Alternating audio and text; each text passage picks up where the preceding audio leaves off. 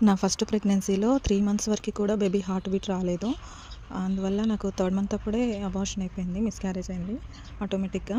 మళ్ళీ second time conceive అయినప్పుడు మేము చాలా టెన్షన్ పడ్డాము.